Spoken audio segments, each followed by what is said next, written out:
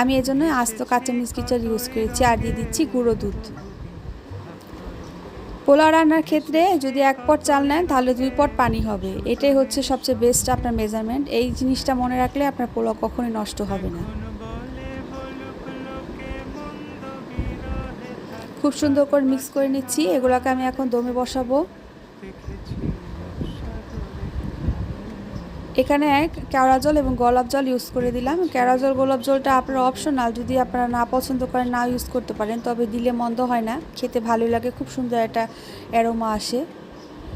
এখন আমি এগুলোকে খুব সুন্দর করে চেপে চেপে একটু দমে বসিয়ে দিব এবং দমে বসানোর আগে একটি ছোট কাচের পাত্রে আমি পানি দিয়ে এটাকে স্টিম হওয়ার জন্য রেখেছি, যাতে করে আমার উপরের চালগুলো খুব সুন্দর করে নরম হয়ে যায়।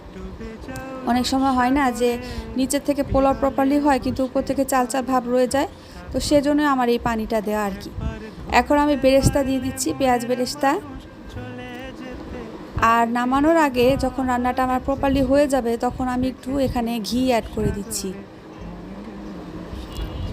ঘিটা অবশ্যই অ্যাড করতে হবে, তাতে কিন্তু আপনার বিরিয়ানিটা স্পেশাল হবে, খেতে আরও বেশি ফ্লেভারফুল হবে।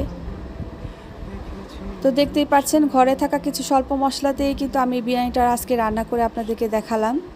আপনাদের জন্য কিন্তু আমি অনেক কষ্ট করে ভিডিওগুলো মেক করি, তো সেজন্য আপনাদের সবার অনুপ্রেরণা কামনা করছি। আমার জন্য সবাই দোয়া করবেন এবং আমার পেজটি পাশে থাকবেন, আমাকে সাপোর্ট করবেন, যাতে আমি আপনাদের জন্য আরও ভালো ভালো কাজ উপহার করে দিয়ে যেতে পারি।